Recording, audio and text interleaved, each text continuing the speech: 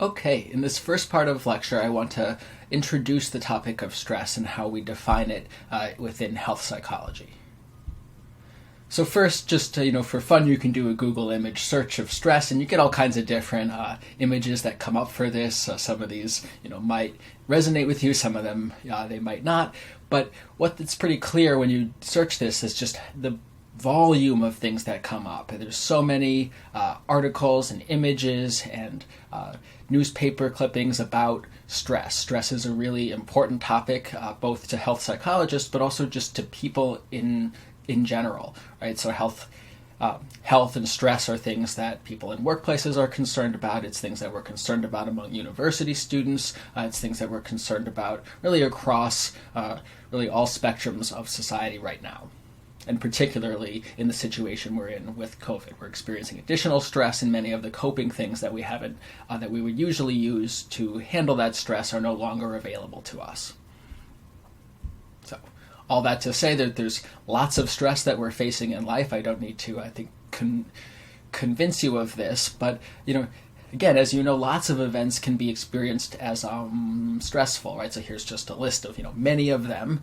But we often, when we think of stress, the first things that come to mind are things like final exams or, things that feel really negative, failing a test, losing someone that we love. And certainly these are very stressful, but things that are positive in many ways, things like getting a new job, planning a wedding, these can also be very stressful, even though they're positive. And so it's important to think about stress in a broader way, as not just the things that are always experienced as fully negative. Even things that have positive outcomes can be experienced as stressful. Again, just the list goes on. And so, again, this is a huge list of different kinds of things, and this is not an exhaustive list by any means. And so a little bit later in this section of the lecture, we're going to be talking about some of the ways that researchers and theorists have tried to break down these different types of stressors and categorize them. So maybe looking at that list, you're just looking at it, and it's stressful just to think about all the things that can be stressful. And certainly that's true. And so my goal in teaching you about this is not to just stress you out. There's a reason that I make sure we have the coping lecture before we have our midterm. But understanding these can give us some insight into ways that we can cope and what our body is doing and how we can intervene with that. And so the first, in thinking about stress, one thing that's really important to keep in mind is that it's a multifaceted process. And so in today's lecture, we're going to be focusing a lot on the physiology of stress. But this is health psychology. We don't just care about the physiology. There's also emotions that go along with stress. There's thoughts, and there's behaviors. And as health psychologists, using the biopsychosocial model, right, we care about all of these things.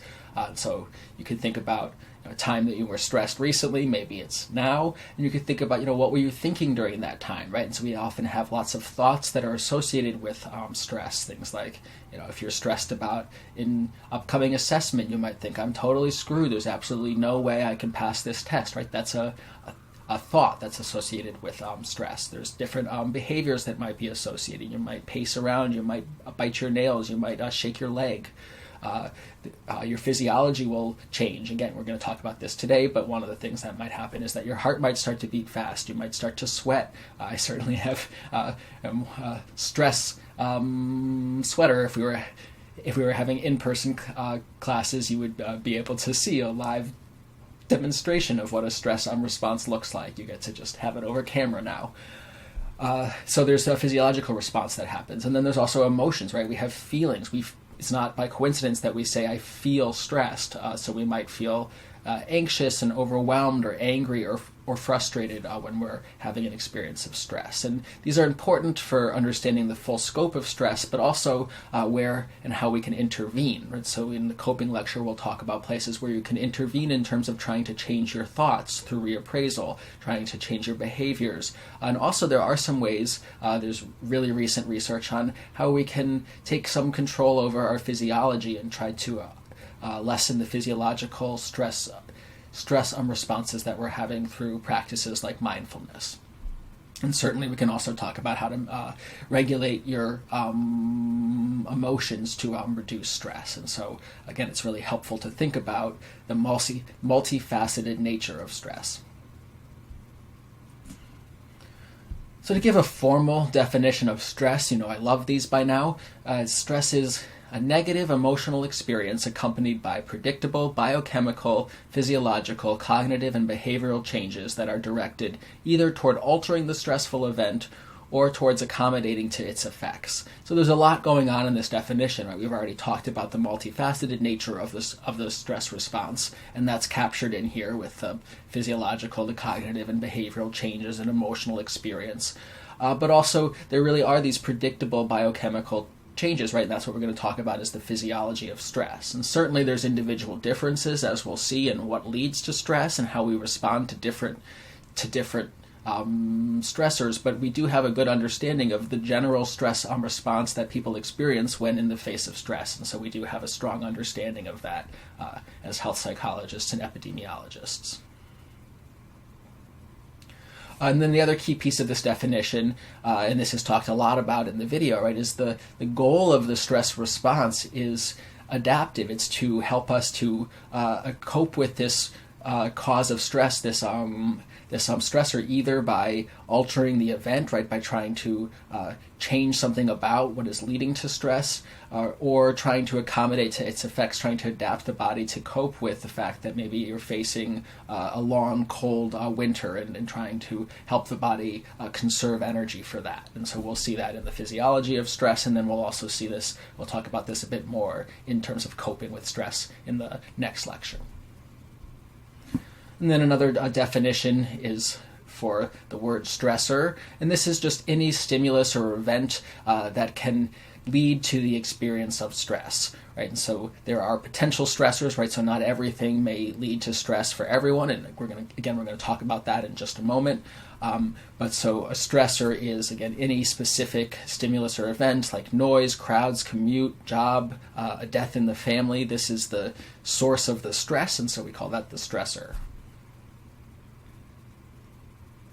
So I said before that researchers and theorists have tried to categorize stress into different categories so that we can better understand how different types of stress relate to different health outcomes. And so some ways that they've tried to do that are trying to categorize what's the source of the stress, right? Are you stressed because of a cataclysmic event, right? Is the stressor that you're faced with something like a natural disaster, war, terrorism? These didn't used to seem all that relevant to us when I would lecture on this, but there's a cataclysmic event, right, that we're all facing right now, which is COVID. And so this is something that is certainly a source of stress. And so, researchers might study how this impacts the broad population, right? This isn't something that's just happening to a few people. It might be affecting people in different ways, but we can look at stress as that's following from these cataclysmic events or events that impact large swaths of people. There's also life events, right? Many things on that list that we looked at were things like starting university, getting married, getting fired. And so these are, there are many researchers who look at the impact of different types of life events on stress and health and well-being that follows from that. And so we can also group stressors into that category. And then there's things that happen on like a daily basis, right? A lot of these life events, they sort of happen once, maybe twice or three times over your life, right? Certainly people do get married multiple times, but there are things that happen only a few discrete occasions that these things happen. Whereas daily hassles are things that happen on a daily basis, things that you are coping with in an ongoing way. These could be things like arguing with a partner, having an overbearing boss, facing regular stigma and discrimination, something we'll cover in a later lecture. Being in an overcrowded or polluted area can also, take a toll physiologically over the long term, and so this counts under the daily hassles category, right? So again, these are things that are happening in an ongoing way. It doesn't necessarily need to happen every single day, but it's happening many days over time. it's just an example of this. I think we're all facing a sort of new version of this now. You can watch this video posted on our weekly page, but it's a video of a man hassling with a printer, or a photocopier, and we often struggle a lot with tech. And this is sort of a silly example, it might seem like, but over time, if we're struggling day in and day out with trying to have our internet connect and trying to be able, like I'm sure some of you are experiencing, trying to be able to access resources that you really need for your education or for your job, this really can add up and be really stressful over time, and that's going to have an impact on the body in the really long term. You can also break stressors down into categorizing them as whether they're physical or psychological. And so this is really about the source of the stress again. So is the source coming from a physical source? Are you exposed to a lot of extreme heat or cold? Are you in pain? Are you really fatigued and not able to sleep? Are you injured? Are you really hungry? Are you trying to escape from predators? Right. So these are all of the physical threats. One of the things that I did as part of my work in graduate school was we dunked people in cold, dipped their arms in ice water, because that's a really reliable way to get a physiological stress reaction. And so if you're trying to study stress, and we were trying to validate new measures for assessing stress, this was a reliable way to stress undergraduates out, was to dunk them in their arm into cold water. So the cold pressor task, it's called. There's also psychological stressors, right? So I also, in my work, would measure physiological responses while people were doing stressful math tasks, and we yelled things at them like "start over" and "go faster." And so this is also very stressful, right? But we're not physically hurting you or in any way, but this is a psychological stressor. And so these are the kind that I think many of us are facing day in and day out, feeling stressed about grades, having job security, stresses regarding money, in our relationships. Being stuck in traffic is psychologically stressful, right? Especially if we're late for something. This back when I used to leave the house, this was an issue. Not so much anymore, but certainly we're facing new psychological stressors. And then also we can think about whether the stressor is acute versus chronic. And so acute stressors are things that happen sort of one time or just a few times. They appear suddenly, they demand immediate attention, and they don't last very long. And I'll give some examples shortly. And then there's also chronic stressors, right? And so these would be things that maybe don't necessarily require your immediate attention, but they last a long time, and they're a constant source of worry. And so, the example on everyone's mind again now would be COVID, right? This is a source of chronic stress. It's not much we can do, right, in any specific immediate moment about that, but it's a source of chronic worry, I think, for many of us. What's going to happen? What's the future hold? How are we going to handle this? And so we can cross these two different types of categorizations, right? So we can think about acute physical stressors and chronic physical stressors, and acute psychological stressors and chronic psychological stressors.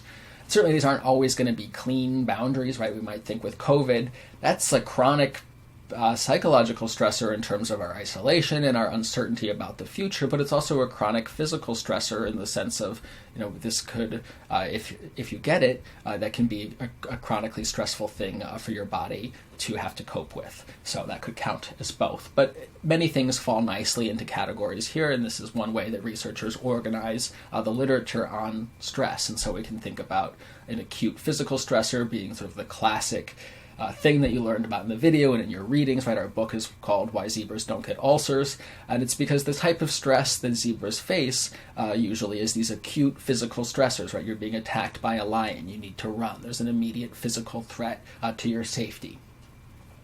But we can also face chronic physical stressors, and so these could be things like food scarcity over a long time, right? If your body is chronically stressed by hunger or by cold from not having sufficient shelter. So we can have things like that.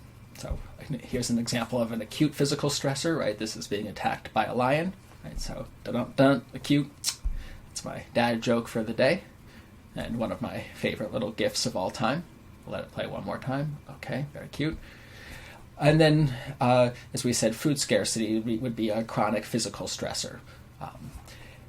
We can also think about acute psychological stressors. The classic example is a pop quiz, right? This is something that you don't have time to worry about it ahead of time. It comes up, it's a pop quiz, and then you're stressed about it while it happens, and then it's over, and usually you find out what you got right away. And so that's an acute psychological stressor. You may or may not find this amusing, but one of the common recommended activities for the stress lecture is to do a fake pop quiz with your students once they all get seated in the classroom. Say, okay, we have our quiz today. Everyone take out a piece of paper. And of course, everyone stresses out because they didn't know they had a quiz. And then you ask students to think about, what's happening in your body right now. What are you thinking? And so they can characterize the stress response. I think this is a terrible thing to do. You haven't consented to be in a stress study. At least the students I studied in grad school knew that they were going to be in a study about stress. But you can imagine how you might feel if I did that to you, right? If you came into class, I know this is virtual now, but if I told you maybe all that you missed a test, or that you had something that would cause a very quick stress response, and then hopefully that would resolve once we learned that this is not indeed a real thing and that didn't occur. So there's an example for you there. And then, that's an acute psychological stressor, having a pop quiz. And then again, we could have chronic psychological stressors, and so this could be something like the chronic stress of isolation and loneliness during COVID, or having a stressful job, or this has been salient for me. It's over now, but I had a lot of chronic stress that I experienced in graduate school, and I'm not saying this to deter you from doing that. I think it's a really wonderful experience overall, but for lots of idiosyncratic reasons, I had a particularly stressful experience, and so that's an example of chronic stress that lasted for about 5 or 6 years. All right, so I'm going to pause here, and then we'll pick up in the next video and talk about the transactional model of stress, and this is really where we'll address why do people respond differently to the same stressor. And so this is one of the theories that helps account for individual differences in reaction to potentially stressful events.